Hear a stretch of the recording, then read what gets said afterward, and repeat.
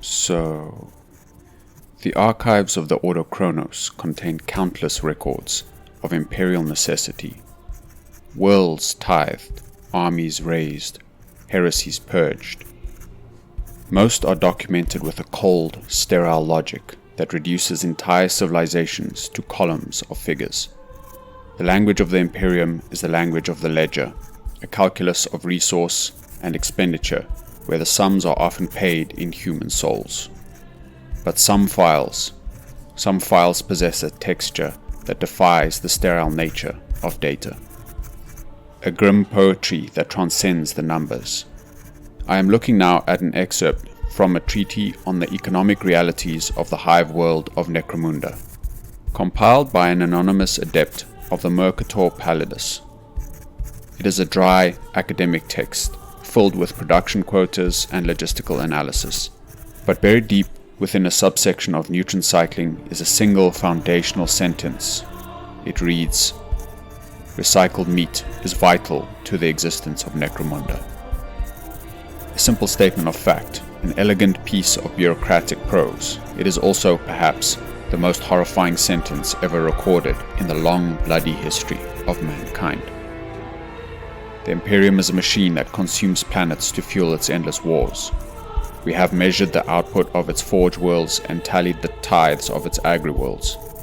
We understand the vast interstellar logistics required to feed the armies of the God Emperor. But what fuels the machine itself?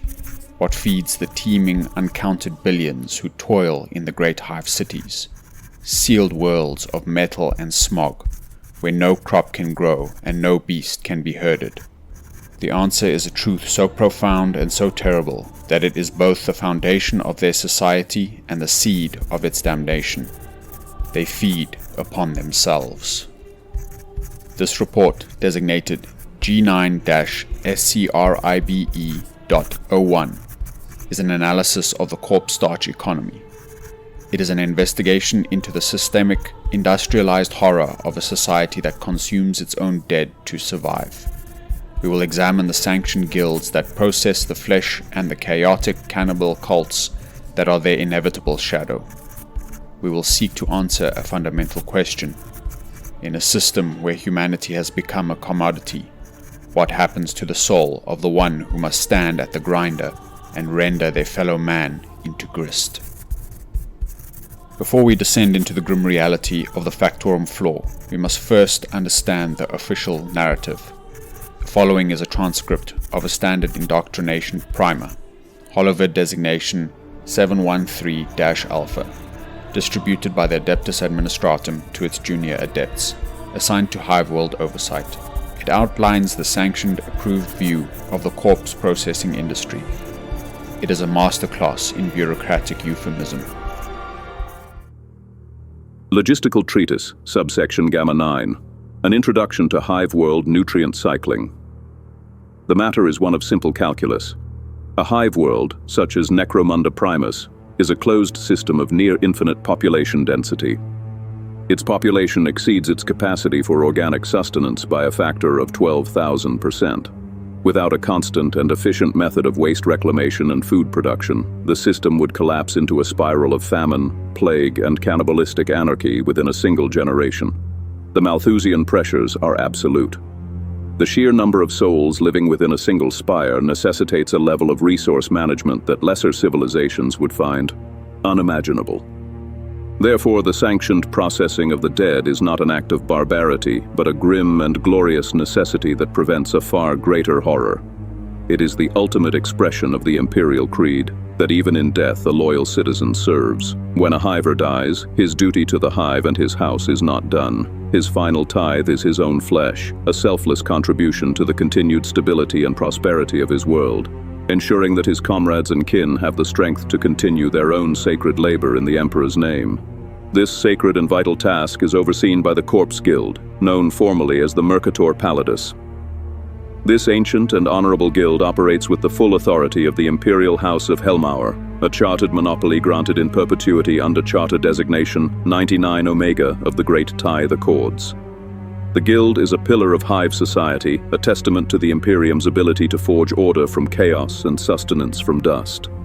Its operatives, the pale consorts and bone scriveners, are solemn and necessary functionaries, performing a vital civic duty by scouring the hives for the honored dead. They are the silent shepherds who guide the fallen back into the cycle of life, ensuring that no resource, however humble, is wasted. Their procession through the underhive is a sign not of death, but of continued life, a promise of the Emperor's provision for his faithful subjects. The great Mortuarius Factorums, the corpse grinder plants that dominate entire sectors of the underhive, are therefore essential facilities, as vital to the city's health as its water purifiers or air scrubbers. Within these sanctified halls, the final tithe is processed with the utmost efficiency and reverence, rendered down into the nutritious and shelf-stable protein source known to the populace as corpse starch. This vital sustenance is the bedrock of the hive's stability, the fuel that powers the very manufactorums that arm the glorious regiments of the Astra Militarum. To consume the Emperor's starch is to partake in a holy communion of civic duty. It is to literally incorporate the strength and sacrifice of your fellow man, a physical manifestation of the unity that binds humanity together against a hostile galaxy. It is a known operational hazard that workers within these facilities can suffer from psychological breaks, a condition logged by the great horologium of Necromunda as worker maladjustment. These rare and unfortunate incidents can lead to the emergence of corpse grinder cults, a plague of madness that arises from the failure of weak-willed individuals. These cults are a spiritual sickness, an external corruption that infects the system, not a product of the system itself. They are a chaotic anomaly in an otherwise orderly process. Inspired by the ruinous powers, these deviants reject the sterile efficiency of the guild in favor of raw, unprocessed consumption, a true and abhorrent act of cannibalism.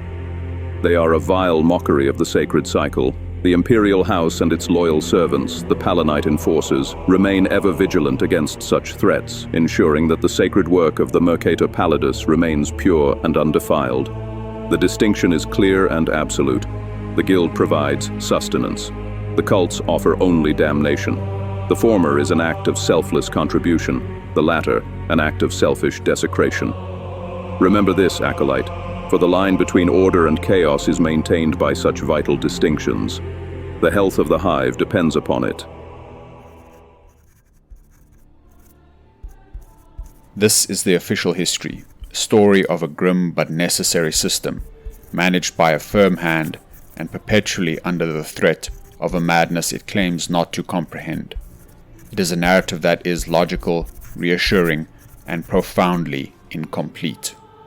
To find the truth, we must enter the Factorum. Our subject is designated Proximal Grade Corpse Handler 417. He has no name.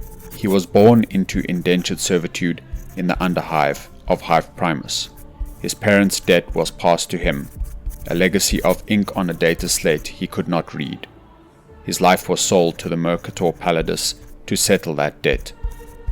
He has just been assigned to his first work cycle, in Mortuarius Factorum Gamma 7. He is the archetypal cog in the flesh tithe machine. His world is about to be reduced to the whir of the meat saw. The transfer chamber was cold. It smelled of ozone and recycled water.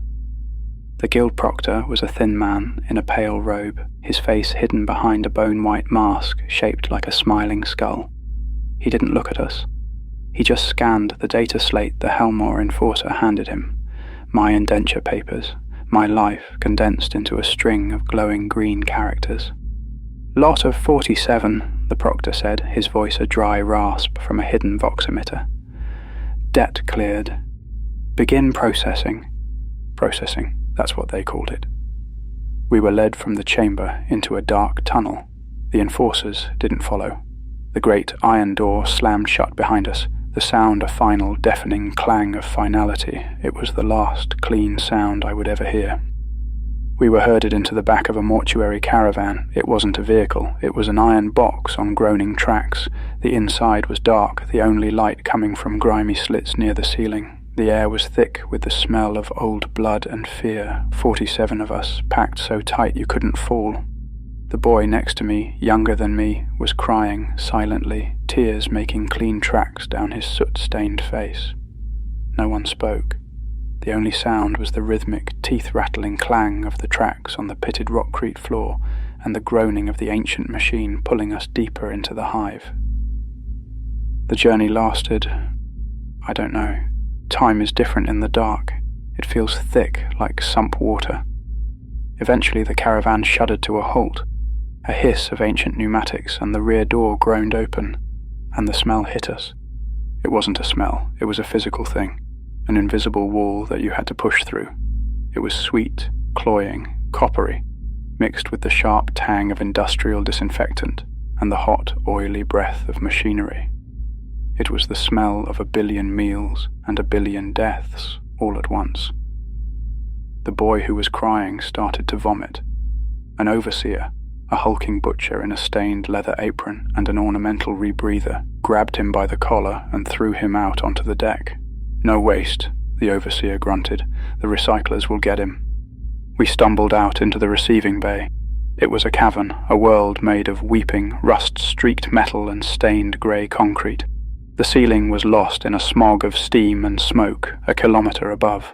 The only light came from flickering, caged chem globes that cast a sickly, jaundiced glow on everything. And the noise was a physical assault, a constant, high-pitched whir of saws, a deep, wet, rhythmic crunch of grinders, a deafening, percussive thump, thump, thump from some colossal piston deep in the heart of the Factorum.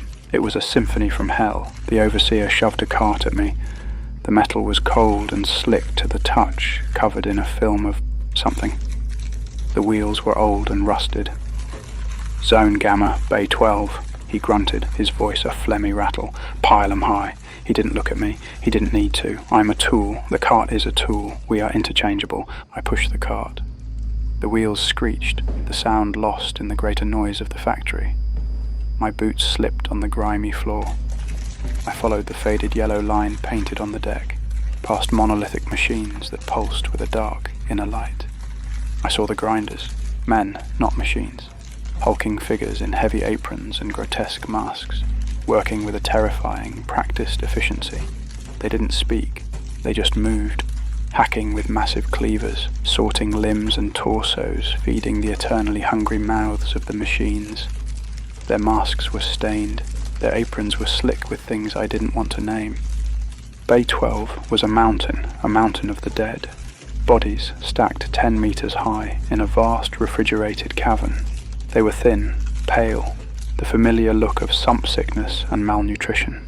I grew up with the dead. In the underhive, you see them every day, left in a corner until the corpse patrol comes. But not like this, not piled like firewood, not so silent. I see a woman with the faded tattoo of a local hive gang on her cheek, the Dust Dogs. I think I knew her, or someone who looked like her. I remember seeing that tattoo on a girl who traded me a ration bar for a clean water filter once. I reach out to pull a stained sheet over her face, a memory of a courtesy that doesn't exist here. A sudden, sharp pain explodes on the back of my helmet. The overseer is behind me. I didn't even hear him approach over the din. "Don't get sentimental," he rasps, his breath a foul gust in my ear. "It's just protein. It's just grist. Now load the cart. You're behind quota." I nod. I don't speak. I grab the first body. It's cold and light, so terribly light. I begin my work. The first body is the hardest. The second is also the hardest. And the third. You think it will become a rhythm, a simple task. Lift, turn, place. But it never does. Each one is a different dead weight, a different configuration of limbs that do not bend the way they should. The cart fills. 10 bodies. That's the quota for a single haul. 10 souls reduced to cargo. The overseer makes a mark on his data slate. He doesn't look at me. He just gestures with his cleaver towards the processing line. My function is complete. My next function begins. Pushing the cart is the worst part. The wheels screech, a high, thin sound that somehow cuts through the deeper roar of the Factorum. The floor is uneven, slick with a perpetual film of grime and condensation. I focus on the faded yellow line. I focus on the rhythm. Push, slide, push, slide. Don't look at the cart. Don't think about the cargo. I count rivets on the wall. 712 to the next junction. I count the drips from the ceiling pipes. 1 every 3 seconds. A steady beat in the chaos. Anything to fill my head. anything but the truth of what I am pushing. As I get closer to the main grinders, the air gets hotter. It's a wet, heavy heat that makes the inside of my rebreather feel clammy. The sound changes. The high-pitched whir of the saws becomes a scream. The wet crunch of the bone grinders becomes a constant grinding roar that you feel in your teeth. This is Zone Epsilon, the heart of the Factorum, the end of the line.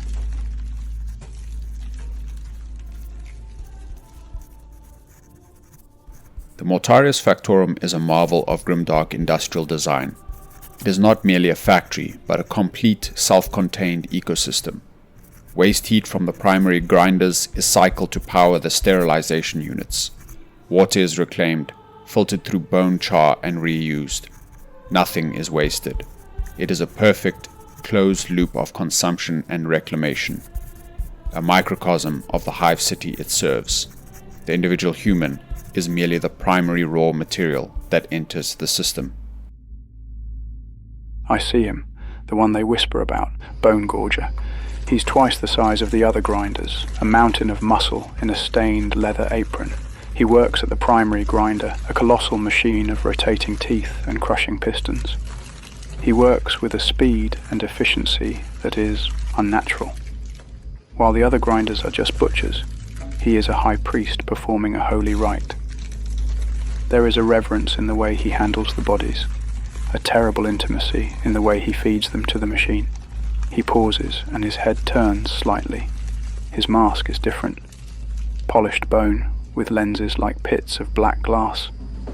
I feel his gaze on me, even from 100 meters away. A cold dread, colder than the corpse hold, washes over me. I look down, I keep pushing. I reach the unloading bay. A different overseer, this one with a long scar down his neck, directs me to a conveyor belt.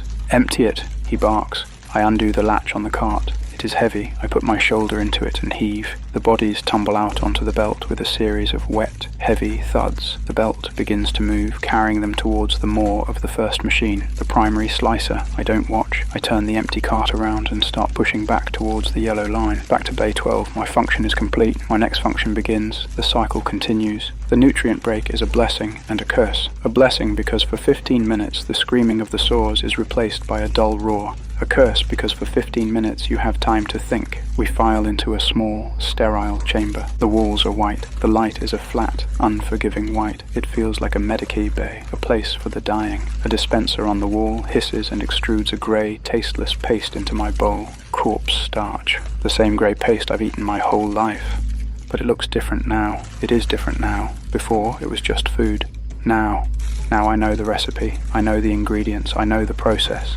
I stare at it, my stomach churning. An older handler sits down across from me. His name, they call him, is Grizz. His face is a roadmap of scars, and his eyes are dead. He sees me staring at the bowl. "Eat it, kid," he mutters, his voice a dry rasp. First cycle's always the hardest. I shake my head. I can't.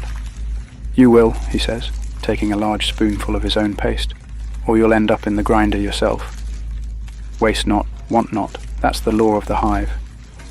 He points with his spoon at a vacant spot on the bench. "See that spot? Kid named Paul sat there yesterday, got sentimental, started seeing his mother's face in the product, refused to eat, refused to work. The overseers took him for re-education. He's probably in tomorrow's batch." Grizz takes another bite. "The machine has to be fed, kid. One way or another. So you eat." I look at the paste. I look at the vacant spot on the bench. I pick up my spoon. The paste tastes of ash and chemicals and shame. The paste sits heavy in my stomach, a cold, dead weight.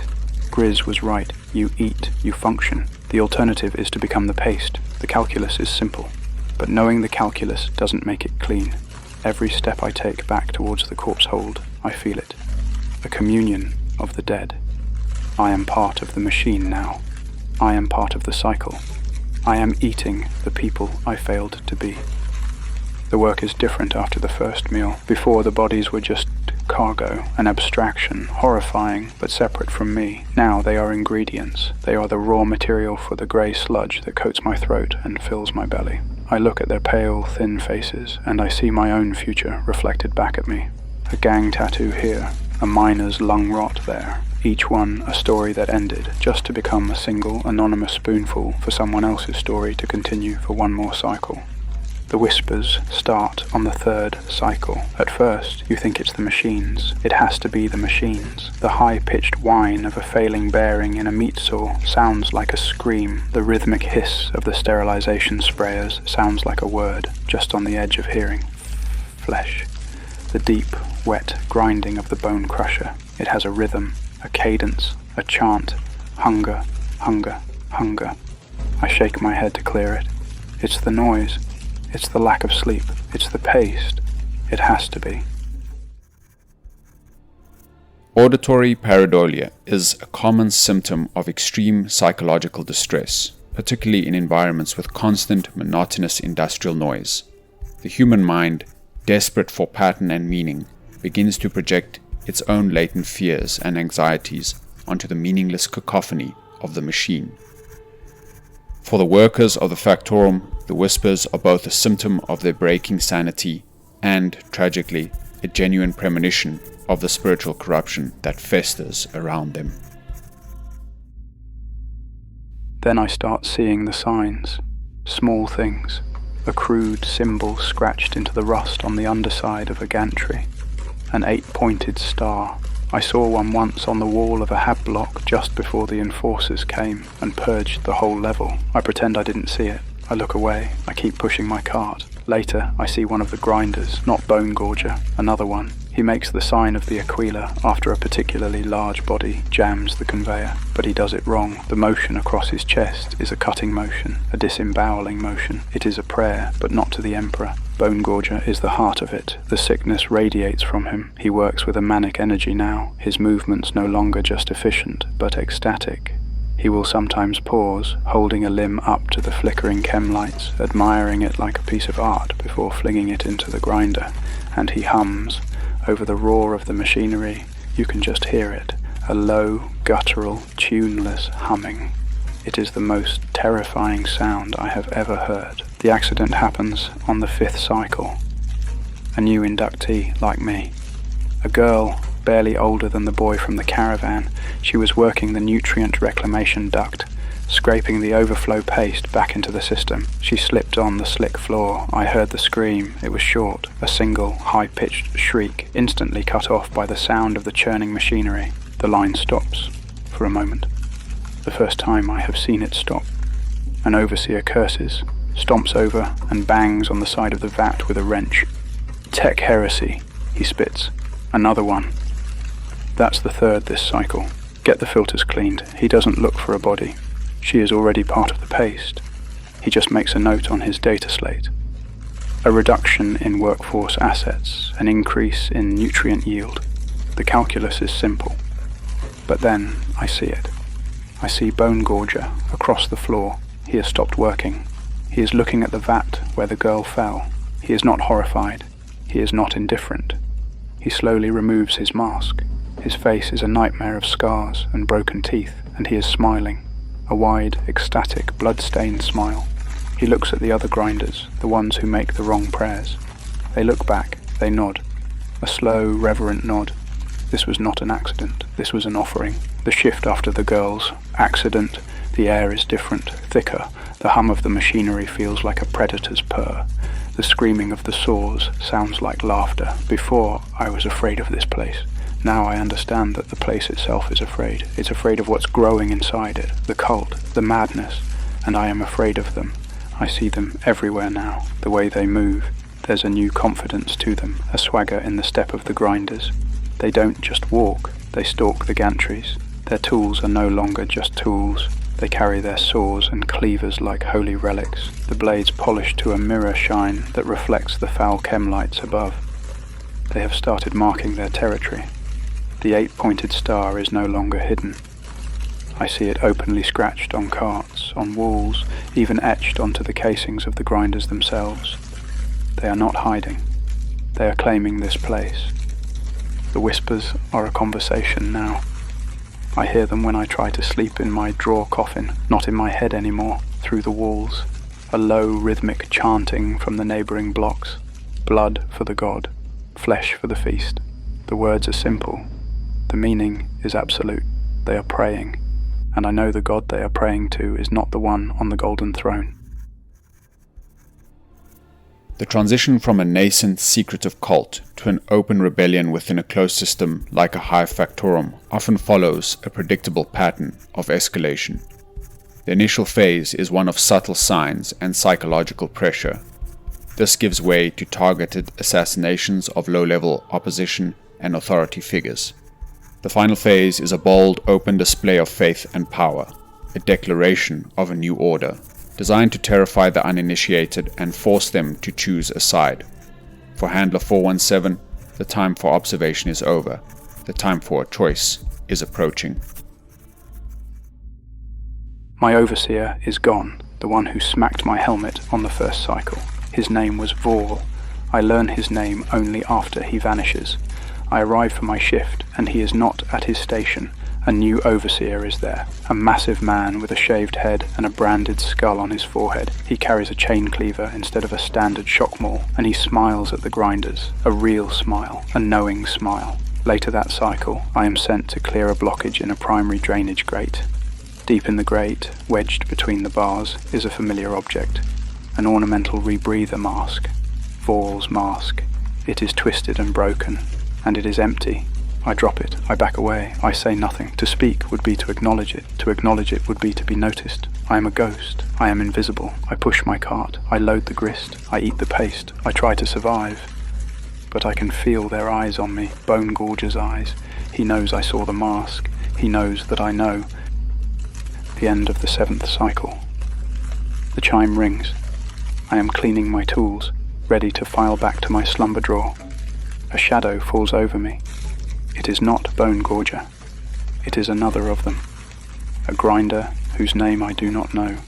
He is smaller, but his eyes, visible through his mask, have the same burning intensity. He holds out his hand. He is not holding paste. He is holding a piece of raw, red meat. The blood god sees your toil, the grinder rasps, his voice a low hiss. He sees your fear. He sees your hunger, the hunger for more than this. Grey slop. He gestures at my nutrient paste dispenser with his chin. The sanctioned masters, they feed you lies, they feed you an anonymous, tasteless death. They tell you it is your duty. That is the lie of the corpse starch. He pushes the meat closer. We offer the truth, he hisses, the truth of the flesh, the truth of blood. There is life in the red meat. There is power in the hot blood. The god of slaughter offers not duty, but freedom. Not the slow, grey death of the grinder, but the red, ecstatic life of the feast. I can't breathe. My respirator feels like it's choking me. I stare at the meat. It looks alive.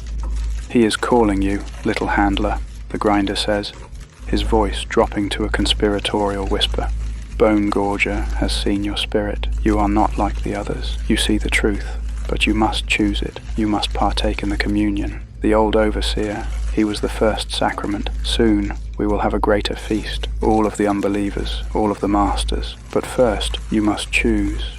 He presses the chunk of raw flesh into my hand. It is warm and wet. A choice must be made, he says, his voice turning hard as iron. Tonight, you join the feast, or you become the meal. The blood god cares not from whence the blood flows. He turns and walks away, disappearing into the steam and shadows, leaving me alone with the choice in my hand.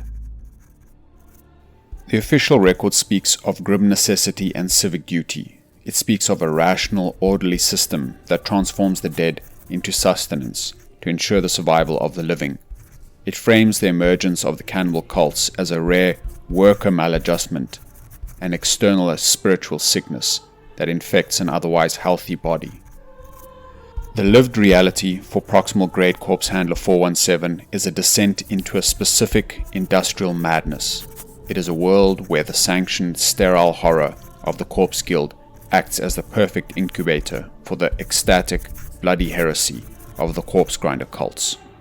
We must now analyze the chasm between the sanitized propaganda of the Adeptus Terra and the visceral truth of the Factorum flaw. The discrepancy is not an oversight, it is a vital and deliberate mechanism of Imperial control. The system births its own antithesis. The Imperium's attempt to solve the logistical problems of feeding a hive world creates the very conditions for its own spiritual corruption. The cold industrial efficiency of the Corpse Guild requires its workers to perform acts of profound, repetitive violence upon human remains, a task that is fundamentally alienating to the human psyche. This daily trauma, the forced desensitization to the sanctity of the flesh, makes them uniquely and exquisitely susceptible to the whispers of the blood god Khorne. The corpse grinder cult is not a random insurgency. It is the system's inevitable shadow. It is the logical endpoint for a mind that has been broken by the very work it is forced to perform. It is noteworthy to the archivist that the prominence of this conflict is a relatively recent development in the Imperial record. The specific term corpse starch was officially coined in the original Necromunda rulebook of 1995, where it was primarily a piece of grim background flavor, a single line of text that hinted at a horrifying reality without detailing its consequences. For millennia of Imperial history, it was a horror left to the imagination. It was only with the modern relaunch of the Necromunda archives in the late 41st millennium, particularly in the inquisitorial text known as the Book of Ruin, that the corpse grinder cults were codified as a major, distinct faction. This reflects a deliberate narrative shift on the part of Imperial historiators, elevating the psychological horror of the setting from a background detail to a central, driving conflict. The earlier narrative was content to present the horror as a static fact of life. The modern narrative is compelled to explore its consequences, to document the inevitable descent into madness that such a system creates. The fundamental distinction between the two forms of consumption is the core of this deconstruction.